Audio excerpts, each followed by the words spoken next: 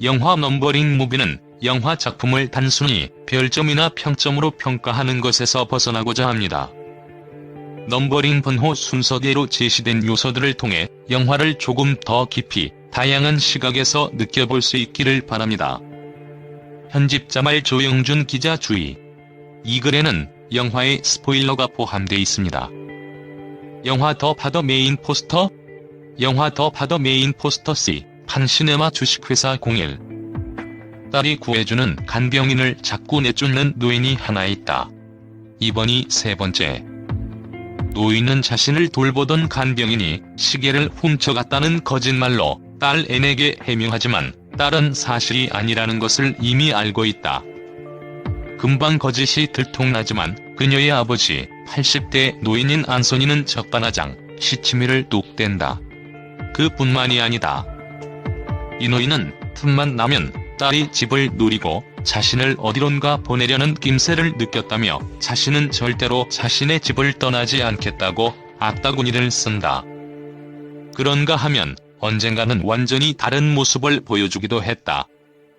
자신을 돌보러 온 세간병인을 보고는 그녀의 마음을 얻기라도 하겠다는 듯 행동한 것이다. 대낮부터 술을 권하며 익살스런 농담을 건네는 것은 물론 80대 노인이라고는 믿기 어려울 정도의 유연한 몸놀림으로 탭댄스를 선보이기까지 했다. 자신의 술잔을 한 번에 비우며 남성미를 과시하려는 행동도 보였다. 이쯤 되니 어떤 것이 진짜 노인의 모습인지 헷갈리기 시작한다. 이 영화 더 파더 말이다. 적어도 처음에는 그렇다. 이 작품은 자신의 일상이 완벽하다고 믿었던 노인 안소니에 대한 이야기다. 누구에게도 의지하지 않고 홀로 살아가던 그는 치매로 인해 자신의 기억에 혼란을 느끼기 시작하고 온전하던 세상을 의심하게 된다. 그는 자신이 어떤 상태인지는 물론 현실의 구조, 자신과 함께하는 이들과의 관계까지도 잃어버린 채 의심하기에 이르게 된다. 그리고 스스로의 기억에 맞서 끊임없이 몸부림친다. 문제는 그의 변화가 단순히 그의 삶에만 영향을 미치는 것이 아니라는 점이다. 그를 돌봐야 하는 딸 앤은 물론 그의 남편인 폴이 삶까지 모두 흔들어 놓는다. 안소니는 작은 인기척만 들려도 딸 앤의 이름을 부르며 찾는 연약하고 작은 노인이지만 지금 자신이 어디에서 지내고 있는지 또 누구와 함께 살고 있는지 자신을 돌보고 있는 이들이 누구인지도 때때로 잘 기억하지 못한다. 그의 기억 하나가 주변의 모든 상황을 바꾸어 놓은 것이다. 영화는 그런 그의 삶과 그를 둘러싼 이들의 이야기를 모두 아우르며 우리의 삶에 대해 이야기한다. 영화 더 파더 스틸컷? 영화 더 파더 스틸컷 C. 판시네마 주식회사 02. 영화에 대해 조금 더 잘 알기 위해서는 이 영화가 어떻게 세상에 나오게 되었는지에 대해 알 필요가 있을 것 같다. 플로리안 젤러라는 극작가가 집필한 더 파더라는 희곡이 한편 상연된다. 첫 시작은 2012년의 파리에서부터다. 밀도 높은 심리극으로 관객들의 마음을 사로잡은 이 작품은 지난 10년간 가장 호평을 받은 작품이라는 평을 받으며 큰 관심을 얻었다. 이에 2014년에는 프랑스의 토니상이라 불리는 몰리에르 어워드에서 최우수 작품상을 수상하기에 이른다. 이듬해인 2015년에는 영국의 웨스트 엔드에서 초연을 시작했고 이어 2016년에는 미국 뉴욕의 브로드웨이에서도 처음 선을 보이게 된다. 당시 타이틀롤을 맡았던 배우 프랭크 란젤라에게는 토니상과 올리비에 상이 나무주연상까지 안기며 세계에서 가장 널리 상연된 프랑스 연극으로 알려졌다. 그리고 정확히 8년 뒤인 2020년 미국 선댄스 영화제에서 이 영화 더 파더가 세계 최초로 공개된다. 원작의 스토리를 완성시킨 바 있었던 플로리안 젤러가 직접 연출을 맡으며 더 화제가 되었다. 영화 위험한 관계로 제61회 아카데미 각색상을 수상한 것을 비롯해 어톤먼트, 토탈 이클립스 등 화제작이 각본을 도맡아온 각본가 크리스토퍼 햄튼이 각색을 도왔다. 특히 크리스토퍼 햄튼이 경우 다양한 연극과 뮤지컬에 참여하며 현재까지 토니상을 비롯해 많은 상을 수상하며 무대에 대해서도 높은 이해도를 갖고 있어 플로리안 질러에게 많은 도움을 줄 수 있었다고 한다. 연극 무대가 그랬던 것처럼 내러티브를 쌓으면서 관객이 이야기의 일부가 되기를 원하고 관객이 캐릭터와 가깝게 느끼기를 바란다. 어떤 면에서 이 영화는 스릴러 같다. 03. 플로리안 질러 이 작품을 이해하는 데 있어 이와 같은 내용이 중요한 까닭은 플로리안 질러 감독이 두 작품 모두에 깊이 관여하고 있다는 사실 외에도 같지만 다른 방식을 고수하기 위해 노력했다는 점이 큰 요인으로 작용한다. 기존의 무대를 스크린으로 옮기는 과정에서 플로리안 질러와 크리스토퍼 햄튼이 가장 고민한 부분이 바로 같지만 다른 작품을 만들 수 있을까 하는 지점이었다고 한다. 원작의 본질적인 내러티브들은 유지하되 고스란히 옮긴 것처럼 보이기는 싫었기 때문이다. 이는 두 사람이 인테리어와 소품에 심혈을 기울인 까닭이기도 하다. 관객들을 안소니와 같이 혼란의 미로 속으로 밀어넣고 무슨 일이 일어나고 있는 것인지 이해하기 위해 아파트라는 공간을 통해 인간이 겪는 혼란 그 자체를 시각적으로 전달할 수 있는 방법을 연구했다고 한다. 실제로 영화에서는 특정 지점마다 텅 빈 공간을 보여주며 환기를 시키는데 이는 연극에서의 막을 구분하는 것과 유사한 역할을 하는 것처럼 느껴진다. 이 작품을 보면서 관객들이 주의 깊게 들여다볼 필요가 있는 중요한 지점이다. 두 배우의 이야기도 빼놓을 수 없다. 04.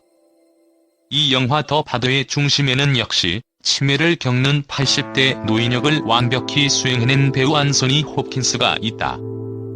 그는 1992년 양들의 침묵에서 사이코패스 연쇄 살인마 한니발 렉터 역으로 아카데미 나무주연상을 수상한 이후 남아있는 나날, 닉슨, 아미스타드, 두 교황 등의 작품에서 호연을 펼치며 지난 2003년에는 헐리우드 명예 전당에까지 헌액된 바 있다. 원작자이자 감독인 플로리안 질러마저 자신의 연극을 스크린으로 옮기기로 결정했을 때부터 안소니 홉킨스밖에 떠올리지 않았고 그것이야말로 영화 더 바더의 시작점이었다고 밝힌 바 있다. 실제로 안소니 홉킨스는 이번 작품에서 하나의 캐릭터 안에서 어린아이에서부터 80대 노인에 이르기까지 한 남자의 일생 모두를 완벽히 연기해낸다. 한편 안소니 홉킨스의 그런 압도적인 연기를 이끌어내는 것은 그의 곁에서 함께했던 딸 앤 역의 올리비아 콜맨이다. 전작이었던 요르고스 란티모스 감독의 더 페이버릿 여왕의 여자 송여왕 앤 역을 맡으며 그해 오스카에서 여우주연상까지 수상했던 그녀. 역할에 대한 뛰어난 몰입과 놀라운 연기력에 현장의 스태프들은 물론 안소니 홉킨스마저 후배의 재능이 정말 뛰어난 배우라며 찬사를 아끼지 않았다고 한다. 영화 더 바더 스틸컷? 영화 더 바더 스틸컷이 판시네마 주식회사 공호. 영화 더 바더는 분명히 나이 듦과 인생에 관한 통찰을 담은 묵직하고 힘 있는 서사로 관객들의 울림을 이끌어내는 작품이다. 하지만 이 영화가 아버지의 이야기로만 국한되지 않고 나약해지는 아버지를 바라보며 가족에 대한 책임감과 자신의 삶 사이에서 선택의 기로에 놓이게 된 딸의 이야기로까지 나아갈 수 있었던 데에는 앤의 배역과 함께 이를 연기한 올리비아 콜맨이라는 배우의 연기가 큰 역할을 했다. 저녁 식사 직전에 앤과 폴이 자신에 대해 나누고 있는 이야기를 안소니가 우연히 듣게 되는 장면이다. 영화 속에서 가장 인상 깊었던 장면이 하나 있다. 폴은 치매에 걸린 안소니가 자신의 집에 들어와 있는 것도 그 일로 인해 여러 계획이 취소되고 앤의 모든 신경이 그에게로 쏠려 있는 것도 마음에 들지 않는 듯하다. 폴은 어쨌든 안소니가 환자라며 환자는 간병이니 아무리 잘해도 점점 더 나빠질 수밖에 없다고 말한다.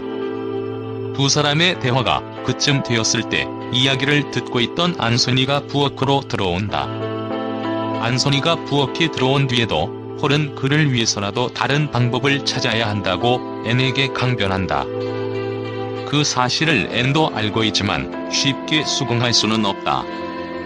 식사가 끝날 때쯤 안순이는 부엌을 나선다.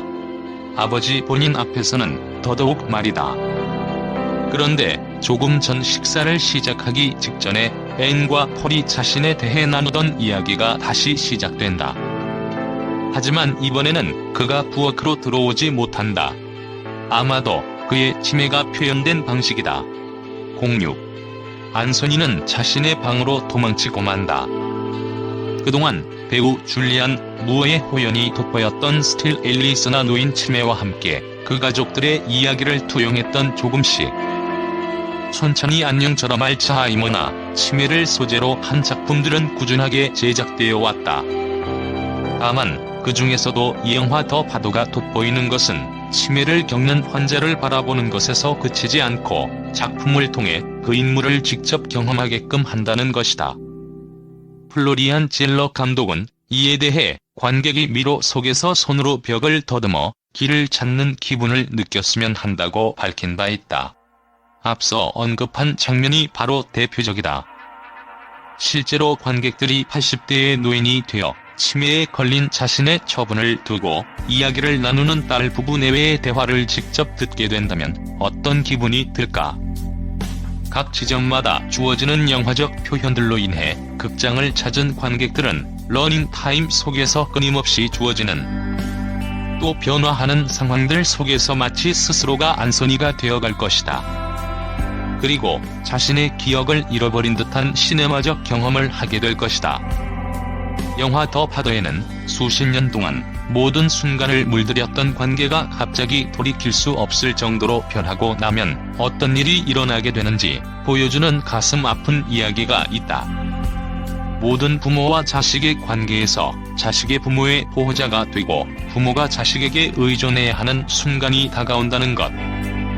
그리고 우리 모두의 삶에서 그것은 피할 수 없는 일이라는 보편적인 진실을 전하는 것이다. 그리고 그 사실 앞에서 우리는 누군가를 떠올리게 된다.